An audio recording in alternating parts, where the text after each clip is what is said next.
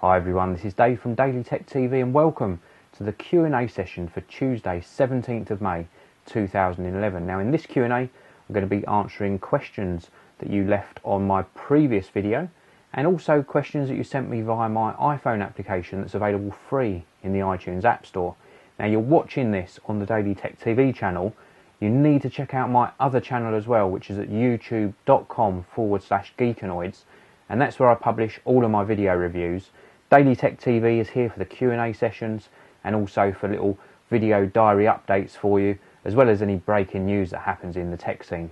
So let's get on with this Q&A. Now I've got a lot of questions this time and I'm going to work through as many as I can. The very first one is from Adam's Bill 1, and Adam is asking, have you decided whether to use the D5100 for a lot more for video purposes? Well, I'm using the D5100 to record this. Last Q&A I used it with the built-in microphone. This Q&A I'm using the D5100 with my little lapel mic, which you can just see just poking up here. So I'm using a wireless mic setup, so that should improve the audio quality.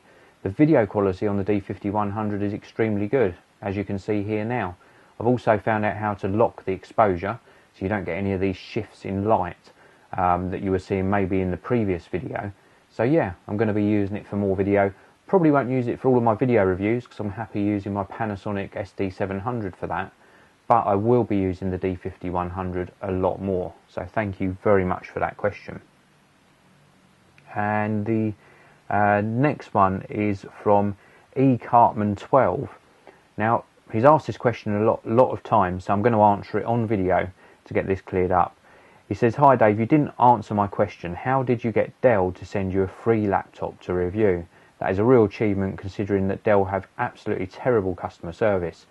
Well, Dell don't have terrible customer service. They have some issues where they use call centres abroad, which doesn't help in some cases, but their actual customer service does normally sort the customer out in the long run. How did I get one free? Well, I didn't get a free laptop. This laptop was a loaner, so it was sent back after the review. So that was how it actually happened. I was very, very lucky, and I'm really happy to be able to bring you Dell reviews every now and again. So I hope that's answered your question. Now this is a really interesting one. This is from Sean's Macintosh. Hey Dave, if one day your house was flooded, well I hope that never happens, and your family was safe, top priority, what will be the first gadget you will save? Wow, that is a very hard question to answer. If I could only save one gadget, then I suppose it would be my iPhone. Reason being is that I can actually connect to the internet, I can get updates out there, I can record short videos, upload them to YouTube as well. So with just that one gadget, as long as I've got the charger as well, but with that one gadget I could continue bringing coverage to the Geekanoids channel.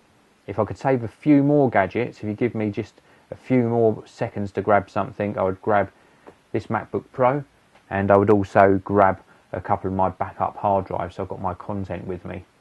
Apart from that, as you rightly pointed out in your question, family is paramount, so that would take precedence over everything, and it's always best if something terrible did happen to obviously save yourself first, because all of these materialistic things can be replaced at a later stage. So thank you very much for that question. Next one is from Rage Monkey X. Do you think Apple will ever bring back the MacBook in black? Because that was awesome. I think Apple could lower the price of that as well, if the same price as the MacBook Air.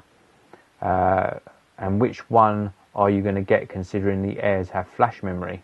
Well, I'm not going to personally get one because I've got a MacBook Pro, but in answer to your first question about are they going to ever bring back the black MacBook, I very much doubt it now. I think they did it at the time.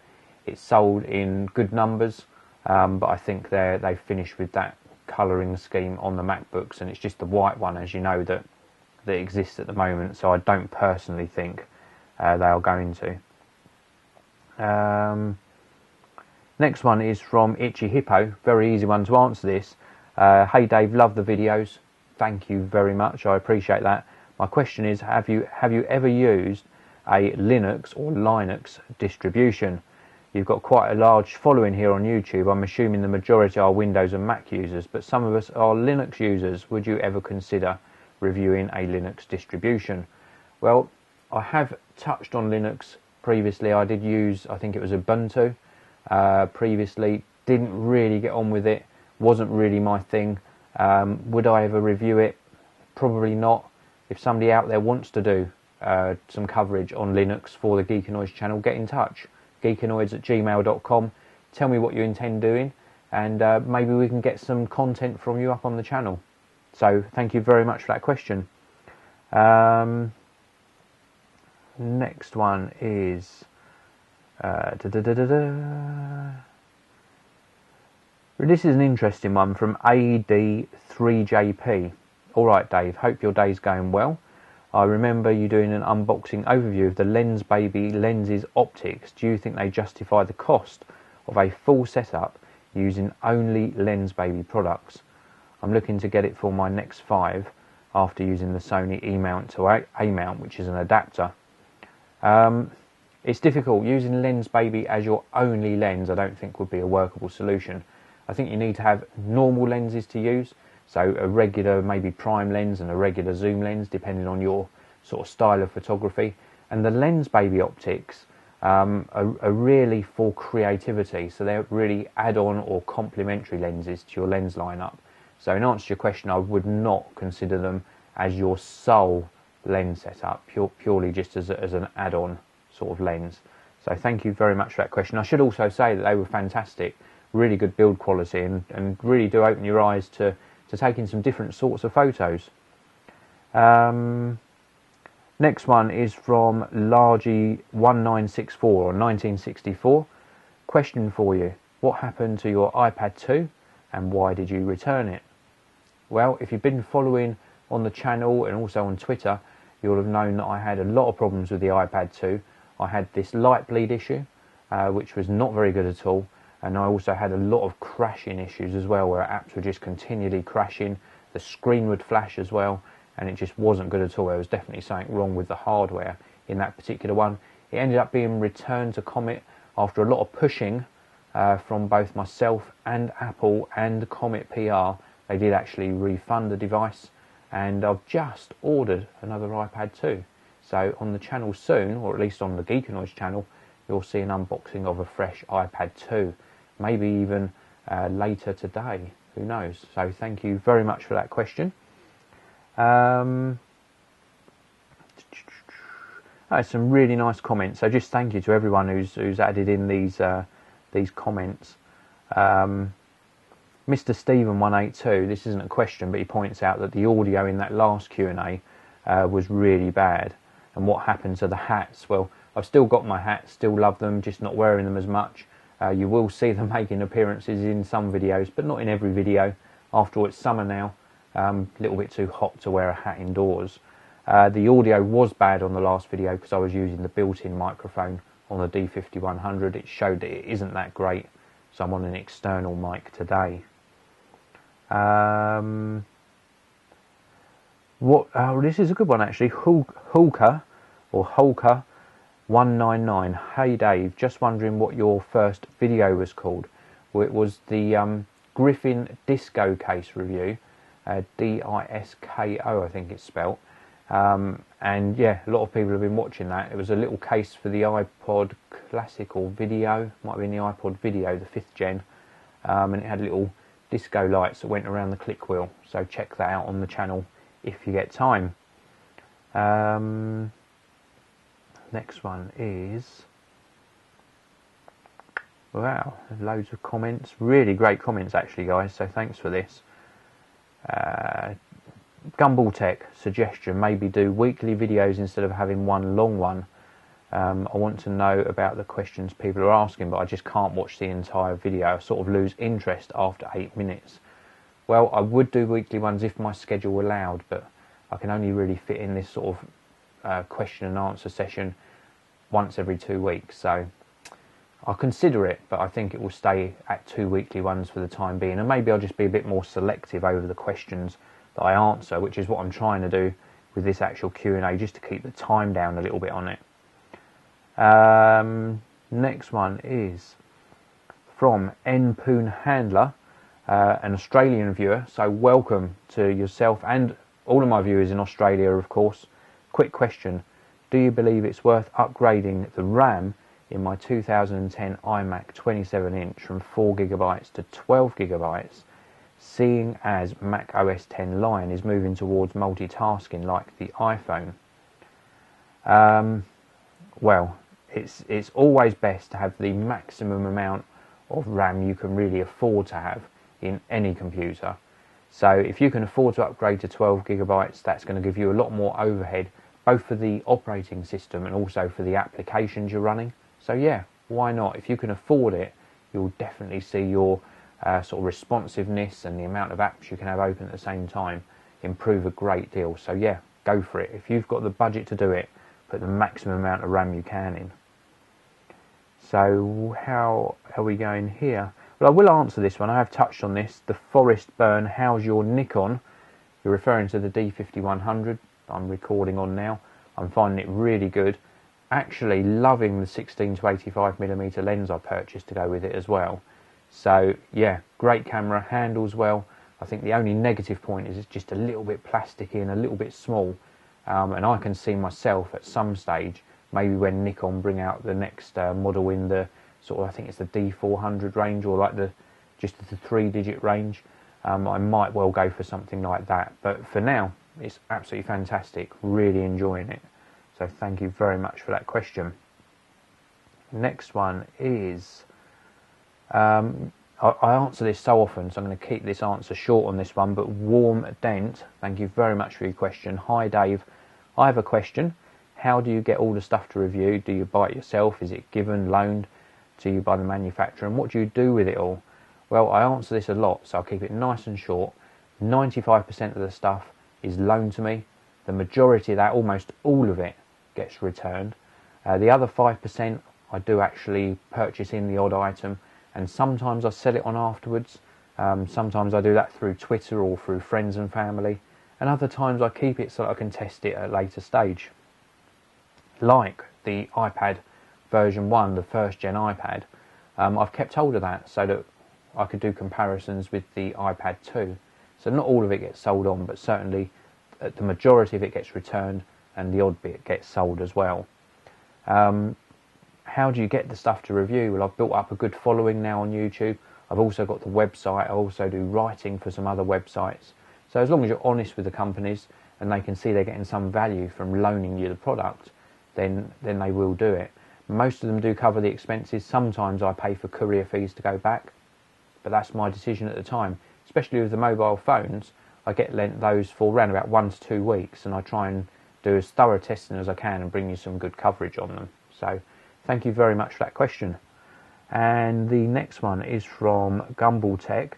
Do you re-render your intro videos for each video, or do you already have them rendered as, say, an MP4 and then just drop them into the timeline of the actual video?